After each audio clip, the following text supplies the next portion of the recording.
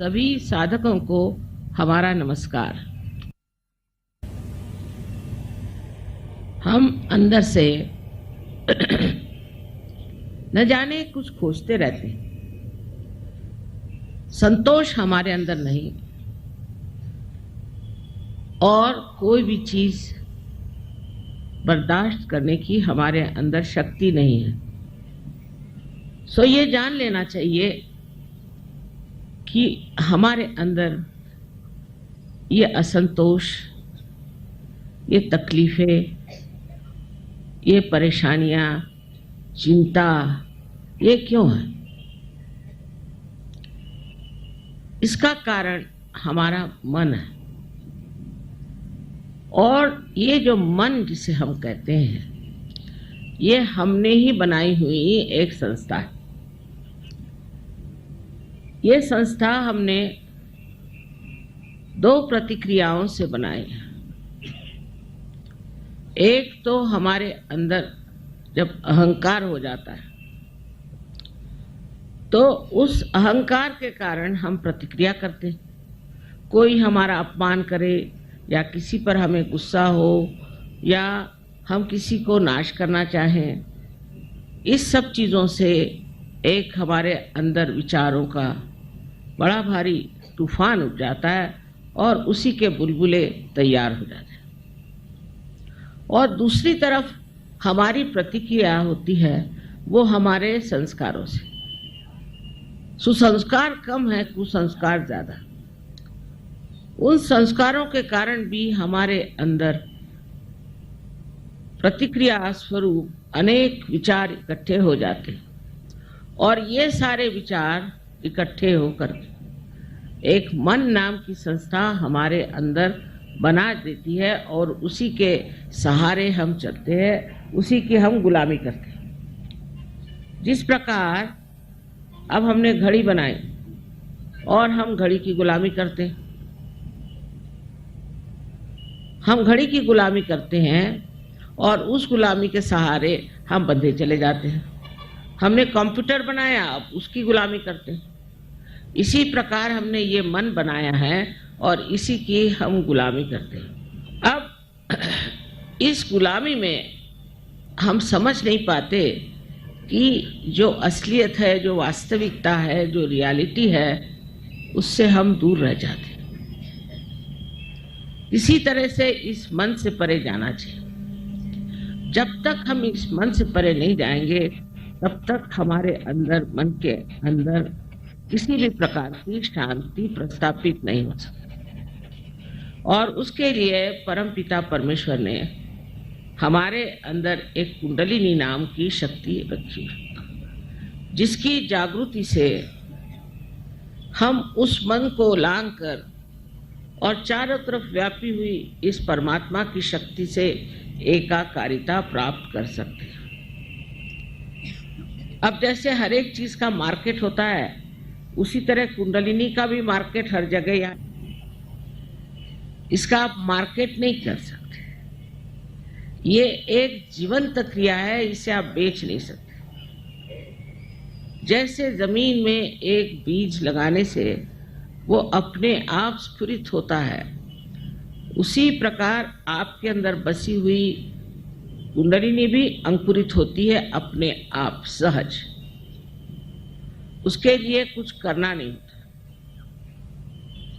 उसके लिए पैसा तो छोड़िए, कोई व्यर्थ का सायास भी नहीं करना पड़ता। घर छोड़ो, संन्यास लो, फलाना करो, ठिकाना करो, तपस्या करो आदि कोई चीज करने की जरूरत नहीं, क्योंकि इस कलयुग में किसी के पास इतना समय भी नहीं। और दूसरी बात यह है कि ये सब चीज आप कर चुके पिछले जन्म में, अब इस जन्म में आपको पाने का, और ये पाने के लिए आप यहाँ आए हैं और ये पाना बहुत ही सहज और सुलभ है।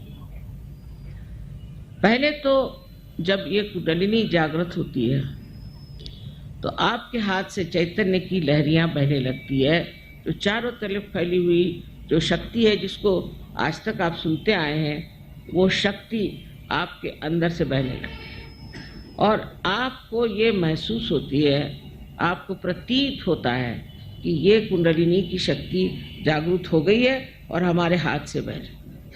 और जब ये शक्ति आपके हाथ से बहने लगती है तो आप वास्तविक में शक्तिशाली होते हैं। कोई पैसे से या मगरूरी से शक्तिशाली नहीं होता। शक्तिशाली होता है ये अंदर की शक्ति से, और ये अंदर की शक्ति जब तक हमारे अंदर जागृत नहीं होगी, हम कभी शक्तिशाली समर्थ नहीं हो सकते। अब ये शक्ति आप सबके अंदर है और इस शक्ति का लाभ उठाना ये आपका आज का परम कर्तव्य है। अगर आपने इसका लाभ नहीं उठाया तो इसका जो कुछ भी मूलभूत सवाल होगा वो ये कि क्यों नहीं उठाया आपने, क्योंकि ये आवश्यक है। हर एक धर्म में बताया है कि तुम्हारा फिर से जन्म होना चाहिए। वो जन्म जिसे हम पुनरुज्जीवन कहते हैं, जिसे हम आत्म साक्षात्कार कहते हैं, उसे प्राप्त करना चाहिए। पर उसे लोग अगर सोचे कि काली विद्या से प्राप्त करें तो वो बड़ी गलतफहमी में है। उल्टे काली विद्या में जाने से बहुत नुकसान होते हैं, बहुत तकलीफें हो जाती हैं, इससे कोई फायदा नहीं होता। उल्टे आपके पैसे चले जाते हैं और आपको कोई न कोई बीमारियां लग जाती हैं। बहुत जरूरी है कि आप इस आत्म साक्षात्कार को प्राप्त करें। इसके प्रकाश में आपको पूर्ण शांति प्राप्त होगी। इतना ही नहीं, लेकिन इसके प्रकाश में आपको केवल सत्य जो है, एब्सोल्यूट ट्रूथ जो है, वो पता होगा। आपके उंगलियों पर आप जान सकें। सहयोग से हजारों लोगों की तंदुरुस्ती ठीक हो गई। बहुत सारी बीमारियां भाग खड़ी हुई। कैंसर जैसी बीमारी लोगों की ठीक हुई। उसमें कोई पैसा देने का नहीं, किसी डॉक्टर के पास जाने का नहीं। आप अपनी ही शक्ति से इसे ठीक कर सकते हैं। इसको दूसरे के पास जाने की जरूरत नहीं, कुछ करने की जरूरत नहीं। और जब इतना आसान है तो इसे क्यों न प्राप्त करें। किसी भी प्रकार की आपको अगर दुविधा है, जैसे समझ लो आपके बच्चे पढ़ने लिखने में ठीक नहीं चल रहे हैं, कुंडलिनी के जागरण से मैंने देखा है कि बच्चे क्लास में फर्स्ट आने लग जाते हैं। क्योंकि हमारे अंदर की जो मस्तिष्क की शक्ति है वो न जाने 1000 गुना बढ़ जाती है। मनुष्य जो है असल में चरित्रवान और धार्मिक होता है, असल में, नकली नहीं। नहीं तो सवेरे जाओ मंदिर में और शाम को और सबको मारो पीटो करो। वास्तविक में धार्मिक वो अंदर से हो जाता है। और ये धर्म जो है सारे विश्व में एक ही धर्म है, और वो धर्म है प्यार का, प्रेम का, करुणा का। आज तक हमने प्रेम की शक्ति को कभी भी उपयोग में नहीं लाया, इसलिए सारे प्रश्न खड़े हुए। इस प्रेम की शक्ति को अपने अंदर जब हम जागरूक कर लेते हैं तो फिर हम समझते हैं कि हम कितने वैभवशाली हैं और हमारे अंदर न जाने हजारों तरह की शक्तियाँ संचरित होती हैं। जैसे आप दूसरों को भी जागृति दे सकते हैं, दूसरों को भी बीमारी ठीक कर सकते हैं, दूसरों का भी आप भला कर सकते हैं और उनको शांति दे सकते हैं। इसको कुछ ज़्यादा सीखना नहीं पड़ता। 1 महीने के अंदर आप अपने ही गुरु हो जाते हैं और आप सब कुछ जानते हैं जो कुछ आपको करना है और जो चीज़ आपको उपयोग में लाना है। उस वक़्त कोई आपको बताने नहीं आएगा कि ये करो या वो करो। हमने देखा है विदेश में एक रात में लोगों ने ड्रग लेना छोड़ दिया। आज जागृति हुई, कल से ड्रग छूट गया। क्योंकि उस प्रकाश में आप देखते हैं कौन सी चीज़ आपके लिए नाशवंत है और कौन सी चीज़ आपके लिए समर्थक है, और आप छोड़ देते हैं फौरन उस चीज़ को जो आपकी नाशवंत है, क्योंकि आप समर्थ भी हैं। बहुत से लोग छोड़ना भी चाहते पर छोड़ नहीं सकते, पर इसके बाद ये शक्ति आपके अंदर प्रकट होती है और उसके कारण आप उसे एकदम छोड़ देते हैं। तीसरी बात जो है कि जो आपका चित्त है वो पूरी तरह से एकाग्र हो जाता है। उसकी चल बिचल खत्म हो जाती है।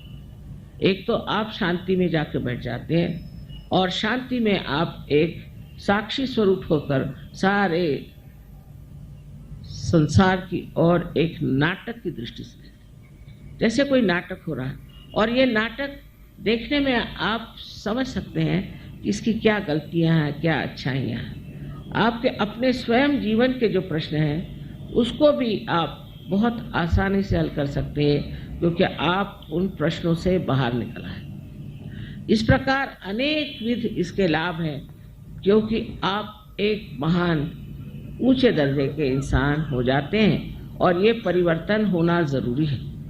इस परिवर्तन से सब तरह से हमारी समस्याएं दूर होती हैं। बहुतों को तो संसार में आर्थिक समस्या बहुत है, आर्थिक समस्या के मारे परेशान है। जिनकी आर्थिक दशा ठीक है वो भी परेशान है, जिनकी नहीं है वो भी परेशान। इसका कारण ये है कि आर्थिक व्यवस्था का जो स्रोत है वो हमारे अंदर लक्ष्मी का स्थान है, उसकी एक अपनी व्यवस्था है। वो लक्ष्मी का जब चक्र जागृत होता है और स्वच्छ हो जाता है और पूरी तरह से प्लावित होता है कुंडलिनी से, तो आपको लक्ष्मी का भी प्रसाद बहुत मिलता है। अनेक तरह के इस तरह के जो कार्य हैं अलग अलग चक्रों पे कार्य करते हैं और उस चक्रों पे वो आपको पूरी तरह से एक संपूर्ण व्यक्तित्व दे देते हैं। इस चीज को देखते हुए आपको समझ लेना चाहिए कि ये मौका कितना पवित्रपूर्ण है और कितना इसमें महत्व है कि इस बार आपको आत्म साक्षात्कार लेने से चूकना नहीं चाहिए। सबसे पहली चीज़ है इसे प्राप्त करें और इसे प्राप्त करके आपको जो लाभ होगा वो अनेक होगा।